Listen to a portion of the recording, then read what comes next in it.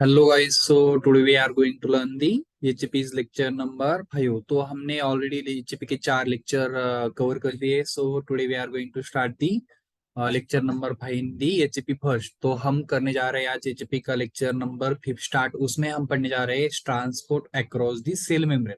तो जो transport across the cell membrane होता है, एक बहुत इंपॉर्टेंट कॉन्सेप्ट होता है। ये आपको कोलॉजी में भी काम में आता है और बहुत सारी आपको जब कंसेप्ट जानने हो कि लिपोफिलिक ड्रग कैसे एब्जॉर्ब करता है या कोई भी सब्सटेंस कैसे ट्रांसफर होता है एक सेल में से अनदर सेल में से सेल तक, या एक ऑर्गन में से अदर सेल तक। सो इस पूरे चैप्टर में हम पढ़ लेंगे कि transport across this cell membrane कैसे होता है, एक सेल से दूसरे सेल में एक सब्सटेंस कैसे चला जाता है। So we are going to start the chapter number two in that.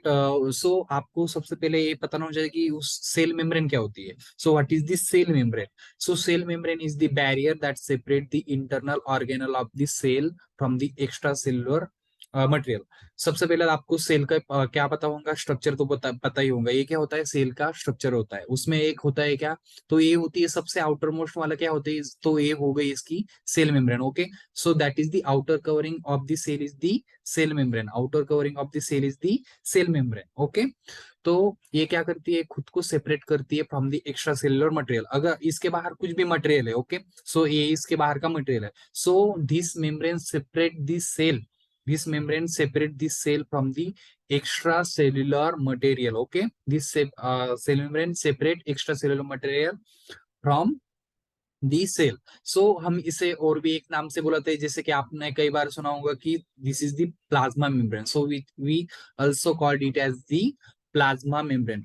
And एक इसके कैरेक्टरिस्टिक होता है कि it is the semi permeable. तो सेमी परमेबल क्या होता है, ओके, तो so what is the semi permeable. So sir semi permeables कौन सी चीज होती है, जैसे कि आपने लिए है, सपोज आपने क्या करा है, आपके पास है 5 चॉकलेट। आप आपके सभी फ्रेंड्स को चार या 3 फ्रेंड्स को क्या कर लेंगे कि चॉकलेट्स कुछ कुछ को ही देंगे। क्यों? क्योंकि वो आपके क्या है, अच्छे दोस्त है। तो वैसे ही इधर एक कॉन्सेप्ट होता है। So it is semi permeable, मतलब वो परमिट करता है उन्हीं चीजों को जिससे वो फील करता है, मतलब उसे लविंग करता है। जैसे कि अगर हम, जैसे कि हमारे सेल मेम्ब्रेन क्या होती है, हमने लास्ट लेक्चर में पढ़ा था, वो होती है लिपोफिलिक। तो वो इसी लिपोफिलिक को अंदर आने देगी। So it is the semi permeable, it's permit the only that material which are the lipophilic. So we call it as the semi permeable membrane. So it is the selectively permeable. So it is the selectively permeable. तो आपको पता होना चाहिए कि हम यहाँ वो चीज, हम यहाँ क्यों पढ़ रहे हैं सेल मेम्ब्रेन। तो हम जब ड्रग ड्रग बनाएंगे, सो ऐसा ड्रग बनाएंगे कि जो सेल मेम्ब्रेन को क्या कर सकता है, क्रॉस कर सकता है। इसलिए हम सेल मेम्ब्रेन पढ़ रहे हैं अभी। सो इसमें हम हमें जानना है कि अभी स्ट्रक्चर क्या होता है सेल मेम्ब्रेन को। ओके, सो कौन सा ऐसा पार्ट होता है सेल का जो क्या करता है, अपोज करता है या ट्रांसपोर्ट को हेल्प करता है किसी भी मटेरियल के। सो स्ट्रक्चर क्या होता है इसका, double layer of the phospholipid. अभी ये मैंने यहाँ पे दिखाया आपको सेल मेम्ब्रेन का स्ट्रक्चर। अभी क्या है, ये जो सेल दिखाई थी मैंने, तो इसका ये हम अगर इसका इतना पार्ट लेंगे तो आपको सेल मेम्ब्रेन ऐसी पूरी ब्रॉड दिखाई देंगी। So it is the cell membrane. और सबसे पहले क्या है, it is the double layer of phospholipid. आपको ऊपर दिखाई दे रहा है क्या है, एक लेयर की क्या है, ये लिपिड की एक लेयर है, और ये क्या है, दूसरी लिपिड की लेयर है। So it is the bi phospholipid layer, और it is the double layer of the phospholipid, the layer containing protein in it used for the transport। अभी आप देखोगे कि इसमें क्या है, ये रेड वाला जो है एक प्रोटीन होता है जिसे हम कैरियर प्रोटीन भी बोल सकते हैं। Okay, so it help to transport the material.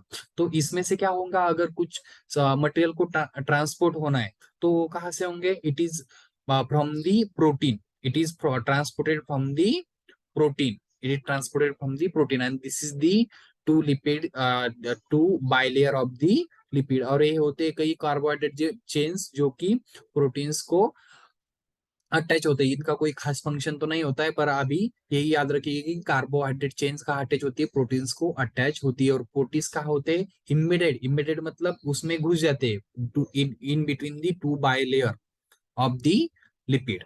सो ये होगा structure of the cell membrane. Then हमें पढ़ना है उसके फंक्शन क्या होता है। सो आपको कई बार क्या पूछते हैं कि what give the structure of the cell membrane and its function, तो आपको ये पूरा लिखना होता है और इस मैकेनिज्म भी कई बार लिखना होता है। So what are this function.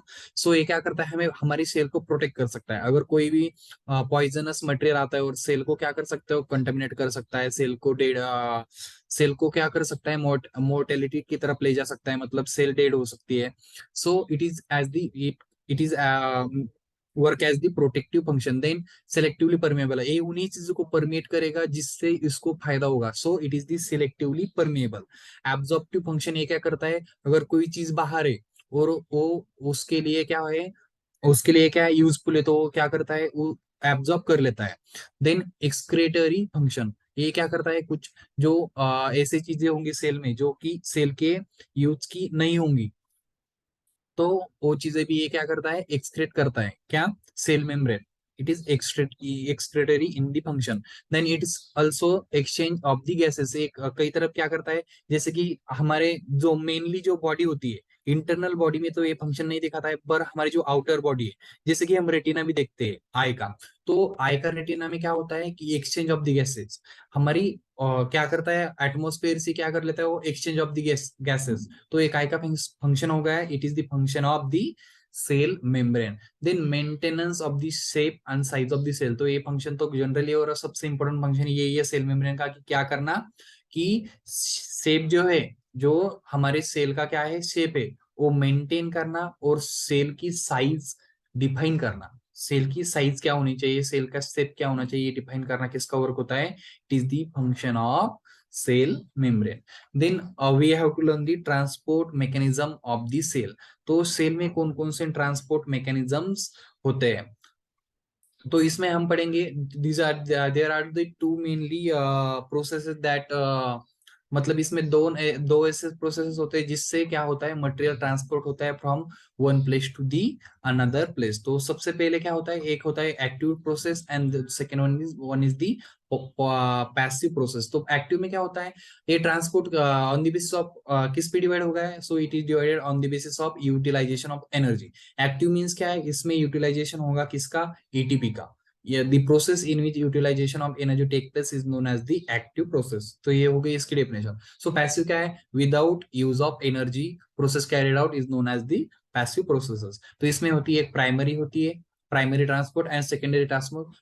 Passive में प्रोसेस में होता है मेनली सिंपल डिफ्यूजन होता है, फैसिलिटेटेड डिफ्यूजन होता है, एंड ऑस्मोसिस मेनली होता है। इसमें तीन चार और भी दिए हुए हैं, पर मेन मेन हम यहाँ पे देख लेंगे। सो ये होती है हमारी सेल मेम्ब्रेन। तो आप देख रहे हैं यहाँ पे ये क्या है, सेल मेम्ब्रेन, ये एक लिपिड की लेयर है जिसे हमने ऊपर देखा था, और नीचे वाली भी क्या है, एक लिपिड की लेयर है जो आप यहाँ पे देख रहे हो। सो ये क्या है, तो इसमें दिखा रहे हैं, यहाँ पे देखिए, यहाँ पे क्या हो रहा है, एक्टिव ट्रांसपोर्ट हो रहा है, मतलब एनर्जी क्या हो रही है यहाँ पे आपको एनर्जी यूज होते हुए दिखा रहा है। So it is the active transport. Okay, it is the active transport. Then passive transport में क्या होता है, पैसिव ट्रांसपोर्ट में एक है डिफ्यूजन और एक है फैसिलिटेटेड डिफ्यूजन, आपको यहाँ पे दिखाई दिया हुआ है। तो डिफ्यूजन में क्या होता है, सिंपली ये क्या है, मैंने बताया था आपको, ये क्या है, protein carrier. Okay, protein carrier. तो डिफ्यूजन में, सिंपल डिफ्यूजन में क्या होता है कि विदाउट प्रोटीन कैरियर मॉलिक्यूल क्या करता है, डायरेक्ट ट्रांसफर होता है। और फैसिलिटेटेड में क्या होता है, आपको दिखाई दे रहा है कि क्या, with using the protein carrier it transfer the material. Okay, it transfer the material. So सबसे पहले हम स्टार्ट करते हैं active transport, means with the utilization of energy, with the utilization of with energy, the transport of a substance from a region of a lower concentration to higher concentration using the energy. तो क्या होता है यहाँ पे, active transport को energy की जरूरत क्यों होती है, क्योंकि यहाँ से किसी चीज को लोअर कॉन्सेंट्रेशन से हायर कॉन्सेंट्रेशन तक जाना होता है, और उसके लिए क्या करना पड़ेगा, एनर्जी यूज करनी पड़ेगी। इसके लिए क्या करना होगा, एनर्जी यूज करनी पड़ेगी। हम क्या पढ़ते हैं, हायर कंसंट्रेशन टू लोअर, पर यहाँ क्या होने वाला है, lower concentration to higher concentration. So it have need that utilization of the energy. अब इसके एग्जांपल क्या क्या होते हैं, जैसे कि हमारे बॉडी में Na+, K+ एंड Ca+, जैसे कि ये आयंस होते हैं, ये काय में यूज होते हैं, जो अगर इंसुलिन रिलीज करना हो या कोई भी हार्मोन से रिलीज करना हो, तो ये जो आयन से तो एक उस क्या ऑर्गन में चले जाएंगे या उससे बाहर आएंगे, तो वहां से क्या होगा, कोई हार्मोन रिलीज होगा, कोई एंजाइम रिलीज होगा, कोई प्रोटीन रिलीज होगा। सो ये प्रोसेसेस वहां यूज होते हैं। सो इसमें होता है फर्स्ट, एक होता है प्राइमरी ट्रांसपोर्ट। प्राइमरी ट्रांसपोर्ट में क्या होता है हम देखते हैं। सो आपका क्या होता है, सबसे पहले जो भी एटीपी है, यहाँ पे एटीपी का क्या होता है, हाइड्रोलिसिस होता है। एटीपी का क्या होता है, हाइड्रोलिसिस होता है। सो हाइड्रोलिसिस क्यों होता है, change in the shape of the protein, change of the shape of carrier protein. अभी हम देखते हैं। ओके, सो आपको क्या दिखाई दे रहा है, ये कैरियर दिखाई दे रहा है। कैरियर सबसे पहले इसमें क्या होता है, ऐसा पूरा बंधा हुआ होता है। जब भी एटीपी क्या करेंगे, एटीपी यहाँ पे एटीपी, ओके, एटीपी यहाँ पे क्या होगी, इसका हाइड्रोलिसिस होगा। और इसका हाइड्रोलिसिस होते ही ये क्या होगा, इसका हाइड्रोलिसिस होते ही क्या क्या होने वाला है कि ये एटीपी यहाँ पे फंक्शन करके इसमें से एक पाथवे बनाने वाले हैं। एटीपी, ये अब देखिए यहाँ पे क्या होने वाला है, एक पाथवे इसके लिए तैयार होने वाला है आने के लिए। सो यहाँ पे low concentration to higher concentration क्या कर सकता है, मटेरियल ट्रांसपोर्ट हो सकता है। So it is the change in the shape of carrier protein, so that's why energy require in the primary transport. और इसको प्राइमरी क्यों बोला गया है, ये भी मैं आपको आगे बताता हूँ। So it help to pump the material across the membrane against the concentration gradient. मतलब क्या हो रहा है, ये एक पंप है। So it is the pump material across membrane against concentration gradient. मतलब lower against the concentration gradient means क्या होता है, higher concentration to lower concentration, मतलब हायर से लोअर से आ रहा है। पर अगेंस्ट दी कॉन्सेंट्रेशन ग्रेडियंट क्या होता है कि लोअर से हायर आ रहा है। ओके, सो ये इसमें क्या हो रहा है, लोअर से हायर तक आ रहा है। तो ये हम प्राइमरी ट्रांसपोर्ट में पढ़ चुके हैं, अभी पढ़ चुके हैं। देन हमें हम कैरियर प्रोटीन को क्या बोल सकते हैं, यहाँ पे पंप बोल सकते हैं, क्योंकि वही क्या कर रहा है, अपने low concentration to high concentration तक मटेरियल को पहुंचा रहा है। So in this process only one solute और material transport at the time is called as the uniport और यूनिपोर्टर। तो हम इसको यूनिपोर्ट भी बोलते हैं और यूनिपोर्टर भी आप बोल सकते हो। तो इस प्रोसेस में क्या होता है पता है, जो भी आपका सॉल्यूट क्या है या मटेरियल सेल के बाहर है, वो क्या हो रहा है, अंदर आया। जब आप ये देखिए यहाँ पे क्या हो रहा है, एक ही मटेरियल क्या हो रहा है, सेल के अंदर आ रहा है। यहाँ पे क्या हो रहा है, एक ही मटेरियल सेल के अंदर आ रहा है। तो हम क्या बोलेंगे इसको, यूनिपोर्ट। ओके, इसको क्या बोलेंगे हम, यूनिपोर्ट। इसको बोलेंगे हम यूनिपोर्ट। तो एक ही मटेरियल सेल के अंदर आ रहा है, इसलिए हम इसको बोल देंगे यूनिपोर्ट, या हम बोल देंगे यूनिपोर्टर। तो इसका एग्जांपल आपको पता हो जाए, Na plus sodium potassium pump, इसका बेस्ट नोन एग्जांपल है किसका, प्राइमरी ट्रांसपोर्ट का बेस्ट एग्जांपल है। और इसको प्राइमरी ट्रांसपोर्ट क्यों बोलते हैं, क्योंकि डायरेक्ट यूटिलाइजेशन ऑफ एटीपी यहाँ पे होता है डायरेक्ट। और जो हम सेकेंडरी देखे में उसमें क्या होगा, इनडायरेक्ट। तो हम सेकेंडरी की तरफ चलते हैं अभी। सेकेंडरी ट्रांसपोर्ट में क्या होता है, in this the stored energy due to Na plus and Na plus and H plus concentration gradient is used। अभी यहाँ पे क्या हो रहा था, अभी यहाँ पे क्या हो रहा था, हमने प्राइमरी में क्या पढ़ा था। ओके, एक मिनट देख लीजिए। प्राइमरी में क्या पढ़ा था कि डायरेक्ट यूटिलाइजेशन ऑफ एनर्जी हो रही है। ओके, यहाँ पे भी एटीपी होंगे, पर क्या होगा कि ये जो Na प्लस या K प्लस होंगे, तो इसको क्या करना पड़ेगा, पहले इसको क्या करना पड़ेगा, इंड्यूस करना पड़ेगा एटीपी को इंड्यूस करना पड़ेगा कि तुम हमारे लिए खर्च हो जाओ। So it is known as the secondary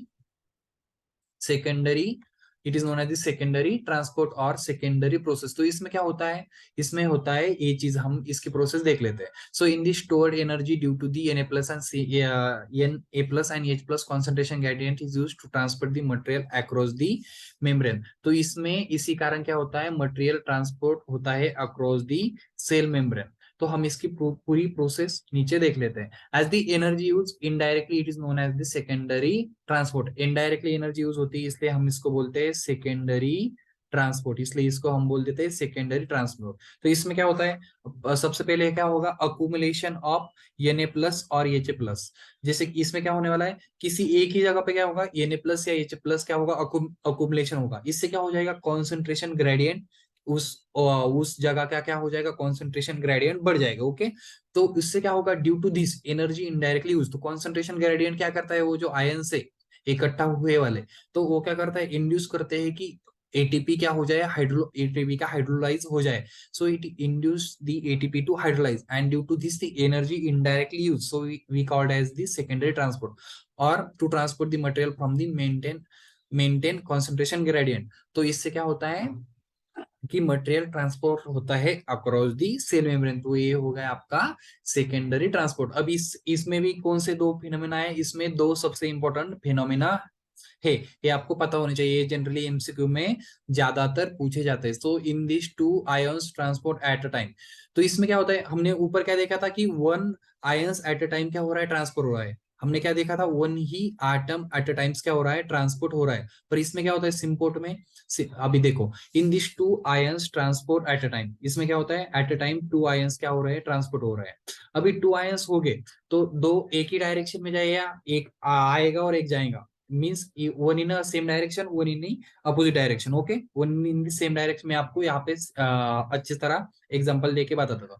तो अगर दो मॉलिक्यूल सेम डायरेक्शन में अगर ट्रांसफर होते, ओके, सेम डायरेक्शन में अगर ट्रांसपोर्ट होते तो उसको हम बोलते हैं सिम्पोर्टर, उसको हम बोलते हैं सिम्पोर्टर। जैसे कि आप देख रहे हैं क्या, Na प्लस और ग्लूकोज, ये जो दो मॉलिक्यूल्स है, तो ये क्या हो रहे हैं, एक ही तरफ जा रहे हैं, ऊपर की तरफ मॉलिक्यूल में से क्या हो रहे हैं, जा रहे हैं, क्या कर रहे हैं, सेल मेम्ब्रेन को क्रॉस कर रहे हैं। तो so it is the symporter because both the molecule going in the same direction, so it is the symphoter. So what is the in the opposite direction, in इसमें क्या होने वाला है कि एक मॉलिक्यूल जाने वाला है अप और एक मॉलिक्यूल आने वाला है नीचे। सो इसमें क्या होता है, जैसे कि हम देखते हैं Na प्लस जाता है ऊपर और Cl प्लस आता है सेल के अंदर, ये क्या हो रहा है, सेल के बाहर जा रहे थे, अभी Na प्लस सेल के बाहर जा रहा है और K प्लस क्या हो रहा है, सेल के अंदर आता है। सो एक जा रहा है बाहर, एक जा रहा है, एक जा रहा है अंदर, so it is in the opposite direction, सो हम इसको बोलते हैं एंटीपोर्ट और इसको एंटीपोर्टर भी बोलते हैं। तो ये चीजें आपको इसमें पता होनी चाहिए। अभी इससे भी इंपॉर्टेंट हम पढ़ने वाले passive processes, active process generally इतनी इंपॉर्टेंट नहीं होती है क्योंकि ये बॉडी में बहुत कम जगह ही दिखाई देती पड़ती है, पर आपको ये इसमें से पॉइंट पता होना चाहिए कि सिम्पोर्ट क्या होता है, एंटीपोर्ट क्या होता है, जैसे हमने प्राइमरी में पढ़ा है कि यूनिपोर्ट क्या होता है, ये चीजें आपको इसमें पता होनी ही चाहिए, पता होनी ही चाहिए। देन क्योंकि ये आपको कोलॉजी में हेल्प करती है कुछ चीजें समझने के लिए। Then we are going to learn the passive process. Passive process में हमने क्या पढ़ा था, विदाउट यूजिंग दी एटीपी और without using the energy, so the transport of material across the cell membrane without using ATP energy from high concentration to lower concentration. इसको energy क्यों नहीं लगती जनरली, क्योंकि पैसिव प्रोसेस किस में होते हैं कि हाई कॉन्सेंट्रेशन से लो कॉन्सेंट्रेशन जाने में एनर्जी खर्च नहीं होती है। So it is without using the ATP or without using the energy. So it is the passive process without using the ATP. देन इसमें होते हैं इसमें दो तीन टाइप से इसके, तो सबसे पहले हम पढ़ने जा रहे हैं डिफ्यूजन, जिसे हम सिंपल डिफ्यूजन भी बोल देते हैं। तो इसमें क्या होता है, the transport of material, the transport of material through the lipid bilayer from the plasma membrane without using a protein carrier and the energy. Okay, तो मैं आपको यहाँ पे डिफ्यूजन समझा देता हूँ कि डिफ्यूजन होता क्या है। ओके, आप देख रहे हो यहाँ पे क्या है, डिफ्यूजन है, आप देख रहे हो यहाँ पे क्या हो रहा है, डिफ्यूजन। तो डिफ्यूजन कैसे हो रहा है, तो यहाँ पे कुछ मॉलिक्यूल सेल की इस तरफ आए हुए हैं, इनको क्या है, इस सेल की दूसरी तरफ आना है, सेल की अंदर आना है। तो ये क्या होते हैं, डायरेक्टली आते हैं, जो कैरियर प्रोटीन है, इनकी भी सहायता ये ना लेते हुए डायरेक्ट बायलेयर से क्या हो रहे हैं, ट्रांसपोर्ट हो रहे हैं इन दी सेल। तो इसको हम बोलते हैं सिंपल डिफ्यूजन, मतलब without using the carrier protein, without using the carrier protein and the energy, so it is known as the simple diffusion. The material is the lipophilic in nature. तो ये directly कैसे cross कर लेते हैं, ये directly कैसे cross कर लेते हैं टू लेयर्स को, क्योंकि हमने क्या पढ़ा था, जो दोनों भी लेयर होती है वो क्या होती है, लिपोफिलिक होती है। दोनों भी लेयर्स में क्या पढ़ा होता है, लिपिड पढ़ा होता है। सो ड्यू टू दिस अपना मटेरियल भी जनरली लिपोफिलिक होता है और लेयर भी कौन सी लिपोफिलिक से होती है, लिपिड की बनी होती है। So directly material transport, so no using of the protein carrier. तो इसमें क्या होता है, जनरली नॉन पोलर मॉलिक्यूल है, जो हाइड्रोफोबिक मॉलिक्यूल्स है, तो ट्रांसपोर्ट होते हैं इस प्रोसेस से, डिफ्यूजन, सिंपल डिफ्यूजन से। तो इसका एग्जांपल से विटामिन से, देन स्टेरॉइड से, देन O2A CO2A, ये इसके बेस्ट ऑफ एग्जांपल्स है। तो विटामिन में भी कौन से वाले, एडी के, एडी के। Then we are going to learn the facilitated diffusion. तो फैसिलिटेड क्या होता है? The molecules which are polar in nature, yeah, the molecules which are the polar in nature in the ions from chart, is the molecule which are polar in nature or in the ion form। जो भी molecules खुद क्या होते हैं? Polar होते हैं। जैसे कि H2 हो गया, हमारा वाटर क्या है? पोलर है। या जो जैसे कि जो कि आयन में, आयन के फॉर्म में होते हैं, जैसे कि Na+ हो गया, K+ हो गया, और जो आयन के फॉर्म में होते हैं, this root.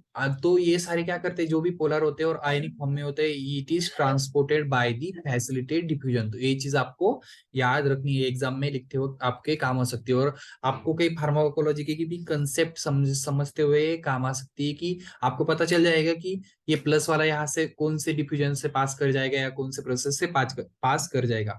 They makes the transfer by using the protein carrier, so called facilitated diffusion. तो इसमें क्या होता है मेनली, पता है कि आपको, जो मैंने आपको क्या पढ़ाया, सिंपल डिफ्यूजन में क्या होता था? सिंपल डिफ्यूजन में ये डायरेक्टली 2 लेयर पास करके आता था, पर फैसिलिटेड डिफ्यूजन में क्या होगा कि जो एक कैरियर क्या होगा, जो ये कैरियर है, जो एक carrier embedded in the 2 layer है, तो ये क्या करेगा? हेल्प करेगा। ये क्या करेगा? हेल्प करेगा to transport the material across cell membrane. So facilitated की यही प्रॉपर्टी होती है कि इसमें प्रोटीन प्रोटीन कैरियर का यूज होता है। सो प्रोटीन कैरियर का इसमें यूज होता है। So it is called as the facilitated diffusion. Facilitated diffusion मतलब कुछ कोई तो चीज है जो कि क्या कर रही है? फैसिलिटेट कर रहे हैं। सो it is carried out without the energy. ऊपर वाला था वो भी विदाउट एनर्जी वाला था, ये वाला है ये भी विदाउट एनर्जी वाला है। देन हम थर्ड देखने जा रहे हैं ऑस्मोसिस। तो ऑस्मोसिस क्या होना है? आपने कई बार तो इसका नाम सुना ही होगा। तो ऑस्मोसिस क्या होता है? So the process of moving water across a semi permeable membrane. मतलब क्या होता है? मेनली हम ऑस्मोसिस मतलब क्या पढ़ते हैं? वाटर के रिलेटेड पढ़ते हैं। तो हमने यहाँ पे डायरेक्ट लिया है द प्रोसेस ऑफ मूविंग। अगर आपको लिखना चाहो तो आप वाटर भी यहाँ पे लिख सकते हो। The process of moving water across a semi permeable membrane. तो वाटर का क्या होना? ट्रांसपोर्ट होना अक्रॉस द सेल मेम्ब्रेन। हम उसको बोलते हैं क्या? उसको हम बोल देते हैं osmosis. It is the move from the high concentration to lower concentration. तो ये भी ज्यादा जगह से कम जगह तक जाता है, और जहाँ कंसंट्रेशन ज्यादा है वहां से कम तक चला जाता है। The process continues until equilibrium is attain. तो जैसे आपने क्या कर दिया, जैसे कि आपने कई टीवी पे भी देखा होगा क्या, और बहुत सारे एक्सपेरिमेंट भी आप देख चुके होंगे। उसमें क्या वो दिखाते हैं कि एक बोतल में पानी भरते हैं तो दूसरी बोतल में पानी अपने आप चला जाता है, जब तक वो इक्विलिब्रियम में नहीं आ जाते। So it is due to what? It is due to the osmosis. It is due to the osmosis मतलब एक प्रोसेस है, जब तक वो दोनों चीजें क्या होती है? इक्वल नहीं भर जाती, इक्वल नहीं आ जाती, उनमें दो इक्वल कंसंट्रेशन नहीं आ जाता, तब तक क्या होगा? Higher concentration to lower concentration आ जाएगा। जैसे कि एक सेल में 100 ml पानी है और दूसरे सेल में क्या है? 0% है, तो 0 ml है, तो इसमें भी 50% आएगा और लास्ट में इसमें भी 50% आएगा, मतलब इक्विलिब्रियम हो गया। तो ये होता है ऑस्मोसिस। तो इसमें ऐसी चीजें ट्रांसफर होती हैं। तो आपको एक यहाँ पे चीज आपको एक पता होनी चाहिए कि ये बहुत बार एमसीक्यू में भी पूछ लेते हैं, जीपैड में भी आपके पूछ सकते हैं। तो इसमें क्या होता है? Cell shrinkage and cell swelling, ये इसमें क्या है? फेनोमेना है ऑस्मोसिस में। ये आपके सिलेबस में या नहीं दिया हुआ है या नहीं मुझे पता नहीं, पर मैंने आपको यहाँ ये टर्म लाई है। देन क्योंकि ये ऑस्मोसिस से रिलेट करता है। इन दिस फर्स्ट क्या होता है?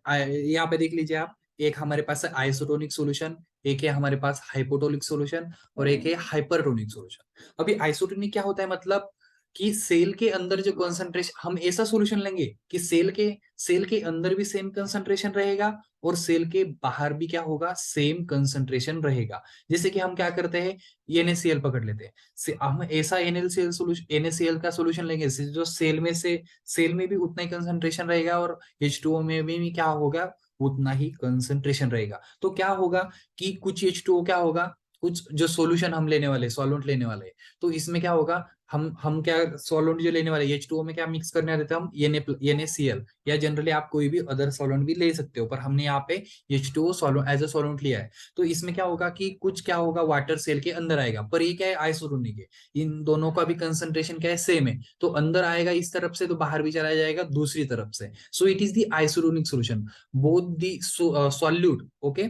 This in this solvent we have taken, solute जो कंसंट्रेशन है वो उतना ही सेल में भी उतना ही कंसंट्रेशन पाया जाता है। इसलिए क्या होता है, H2 अगर सेल में आता है तो उसी दूसरे रास्ते से क्या होता है, चला भी जाता है, क्योंकि जो बाहर सोल्यूट का कंसंट्रेशन है सॉल्वेंट में, उतना ही जो ब्लड ब्लड के यहाँ पे हमने सेल लिया है उसमें भी उतना ही कंसंट्रेशन है। अभी हम पढ़ते हैं हाइपरटोनिक। हाइपरटोनिक में क्या दिया। सो इसमें क्या होता है, नो श्रिंक और no swell of the cell. तो इसमें क्या होगा, सेल हमारी क्या होगी, श्रिंक भी नहीं होगी, और सेल हमारी क्या होगी, क्या नहीं होंगी, स्वेल भी नहीं होंगी। Then we are going to learn the hypertonic solution. तो आप में आपको कंफ्यूजन किस में होता है, हाइपरटोनिक और हाइपोटोनिक सॉल्यूशन में। तो मैं ट्राई करूंगा कि इसके बाद आपको नहीं होंगी। तो हम पढ़ते पहले हाइपरटोनिक सॉल्यूशन, मतलब हम ऐसा सॉल्यूशन लेने वाले जिसमें हमने NaCl जो हमारा सॉल्यूट है उसमें ज्यादा होना चाहिए as compare to the blood cell. As compare to the blood cell उसमें क्या होना चाहिए, ज्यादा कंसंट्रेशन ऑफ NaCl होना चाहिए। कि कहा, आउटसाइड दी सेल, मतलब आउटसाइड दी सेल मतलब H2O में NaCl का कंसंट्रेशन ज्यादा होना चाहिए। तो ये क्या कर लेंगे, अभी देखिए, ये नहीं, आप ब्लड में तो क्या नहीं है, NaCl तो नहीं है, और हमने ब्लड को क्या किया, उसी हायर कंसंट्रेशन में क्या कर दिया, उस सेल को डाल दिया। तो ब्लड क्या चाहेगा कि उसका भी कंसंट्रेशन क्या हो, हमारे जितना हो, क्योंकि इक्विलिब्रियम लाना है भाई हमें।